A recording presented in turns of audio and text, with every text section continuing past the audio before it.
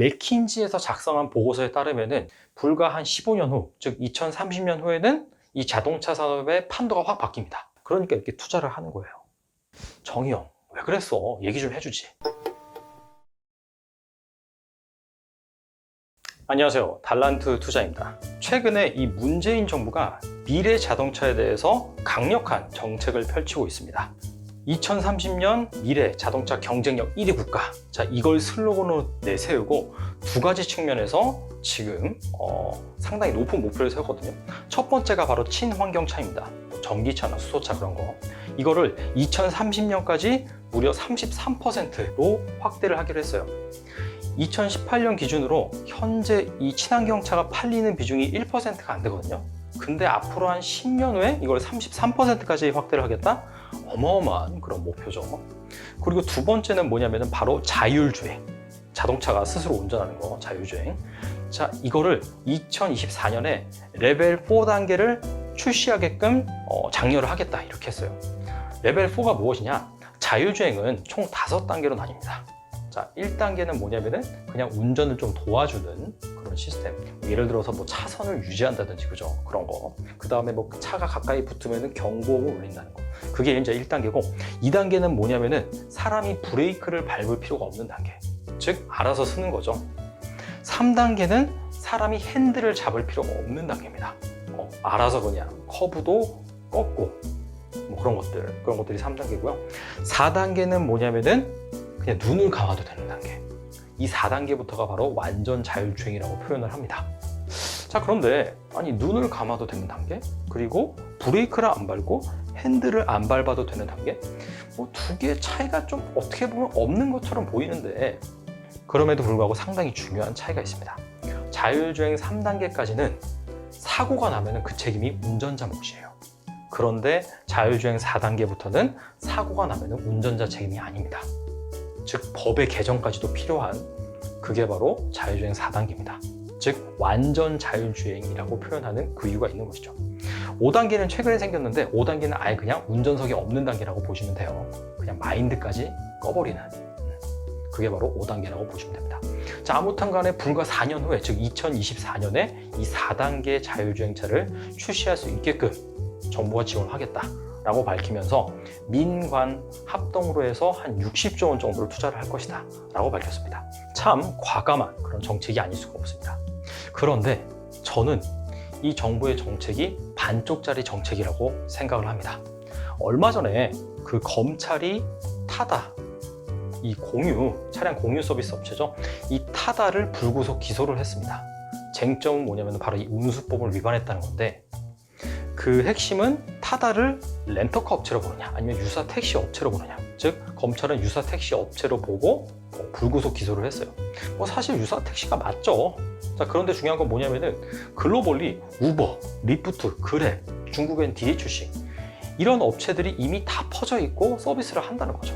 자, 그런데 우리나라에선 이거를 불법으로 간주한다. 자, 이런 식으로 표현을 했고 가관인 것은 뭐냐면은 지금 현재 국회에 발의되어 있는 법안 중에 뭐가 있냐면은 만약에 관광이 아닌 목적으로 운전자를 6시간 이상 쓸 경우에는 불법이다. 자, 이런 법안이 또 발의가 되어 있어요.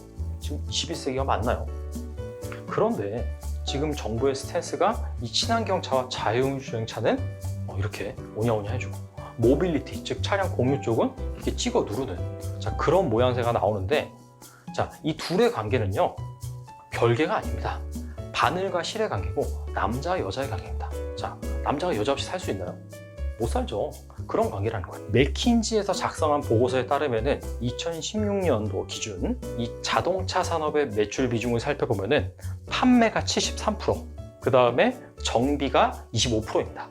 즉, 이 두 개가 거의 다 해먹고 있다라고 보시면 돼요. 그만큼 이 자동차 산업은 제조업 중심이다라는 것을 알 수가 있는데 불과 한 15년 후, 즉 2030년 후에는 이 자동차 산업의 판도가 확 바뀝니다.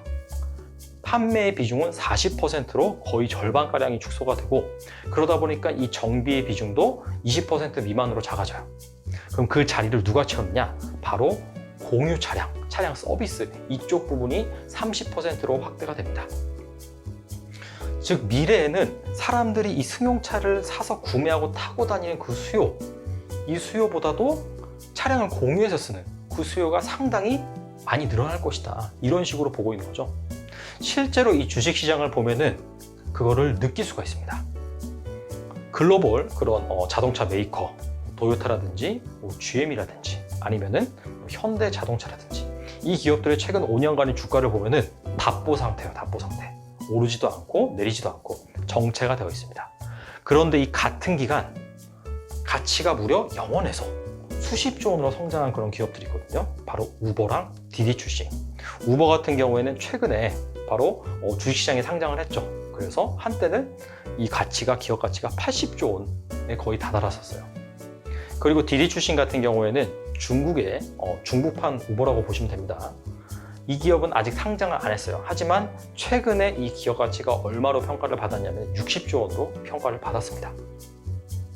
즉 5년 전만 하더라도 아주 작은 스타트업이나 아니면 아예 없었던 기업인데 보시다시피 이렇게 어마어마하게 성장을 한 것이죠. 실제로 이 설문조사를 통해서도 이 자동차 그 소비의 트렌드가 바뀌고 있다는 것을 알 수가 있는데요. 자, 미국 소비자들을 대상으로 조사를 했습니다. 2000년과 2016년을 비교해 봤을 때 100명당 이 신차 구매 대수가 획기적으로 감소를 하고 있습니다. 55세 이상 연령층을 제외하고는 전 연령층에서 신차를 구매하는 것보다는 이렇게 타고 다니는, 공유하는 그런 수요가 많이 늘었다는 것을 지금 보여주고 있습니다. 그런데 이 우버라든지 리프트라든지 이런 차량 공유형 기업들이 과연 지금 흑자를 내고 있을까요? 돈을 잘 벌고 있을까요? 기업 가치는 수십조 원에 달하는데 최근의 기사를 보시면 우버가 2분기 이 순이익이 무려 마이너스 6조 원이란데 6조 원. 6조 원의 적자를 낸 거예요. 왜 그러냐면은 벌어들인 돈보다 나가는 비용이 훨씬 많기 때문이죠. 자, 내연기관 차량을 탄다면은 100마일당 얼마 정도의 비용이 되냐면은 138달러의 비용이 든다고 합니다. 그 중에 절반은 운전자 비용이에요. 그리고 뭐 유류비, 감가상각비 등등 다 따지면은 100마일당 그 정도 든다고 합니다. 자, 그런데 이게 내연기관이 아니라 친환경차 그리고 공유형 자율주행차를 이용을 했다라고 한다면은 100마일당 드는 비용이 무려 38달러로 확 축소된다라고 합니다. 거의 4분의 1 가격이죠. 왜냐하면은 자율주행이기 때문에 운전자 비용이 일단 빠져요. 그리고 이 친환경차, 전기차, 수소차 같은 경우에는 보장도 훨씬 덜 나요. 내연기관보다 부품도 훨씬 적어서. 그리고 연료비도 싸죠. 내용 연수도 길어요. 그러다 보니까 감가상각비, 유지비 이런 것들이 획기적으로 감소를 하는 것이죠. 즉 정리를 하면은 이 우버라든지 리프트라든지 이 서비스, 차량 공유 서비스가 제대로 정착을 하기 위해서는 자율주행과 이 친환경차 이쪽 인프라가 필연적으로 마련이 돼야 된다. 그런 말입니다. 자, 최근에 이 자동차 메이커들이 그래서 이 우버라든지 리프트라든지 차량 공유 업체에 어마어마하게 투자를 하고 있어요. 뭐 다임러라든지 뭐 제규어라든지 포드라든지 GM이라든지 도요타라든지 이런 기업들이 다 우버 아니면 리프트, 디디 출신 이런 데 다 지분 투자를 했어요. 현대기아차는 최근에 이 동남아의 우버죠. 그랩이라든지 인도네시아의 우버인 올라 이런 데 지분 투자를 했어요. 뭐 우버, 리프트 이런 메이저 기업엔 투자할 데가 없어요. 사실 이미 다 투자를 많이 받았기 때문에. 아쉬운 거는 우리나라에도 이런 공유 기업, 차량 공유 기업이 있었다면 이쪽에 투자를 하고 그래서 우리나라 이 차량 공유 기업이 많이 성장을 했더라면 가장 베스트인데 아무튼 간에 안타까운 상황이죠. 아무튼 간에 이 자동차 메이커 입장에서는 미래에 2030년에는 자동차 공유, 이 서비스 비중이 확대가 되다 보니까 살아남기 위해서는 선택이 아닌 필수적으로 이 차량 공유, 이쪽 산업에 뛰어들어야 됩니다. 그러니까 이렇게 투자를 하는 거예요. 자, 얼마 전에 이 소프트뱅크의 손정희 회장이죠. 손정희 회장. 손정희 회장이 문재인 대통령을 만났습니다. 문재인 대통령을 만나가지고 장시간 얘기를 했어요. 그리고 손정희 회장이 한 말이 뭐냐면 AI, 즉 인공지능이 그렇게 중요하다. 미래는 오로지 다 인공지능이다. 자, 그 얘기를 딱 듣자마자 이 문재인 대통령이 세뇌가 돼가지고 인공지능 국가 비전 선포식을 올해 안에 거행하겠다. 우리나라는 인공지능 강국이 될 것이다. 자, 이렇게 말을 했죠.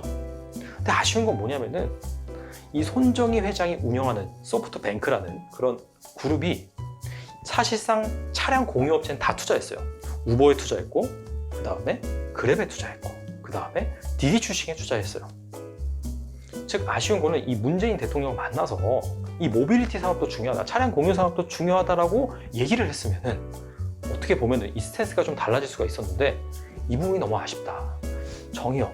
왜 그랬어? 얘기 좀 해주지.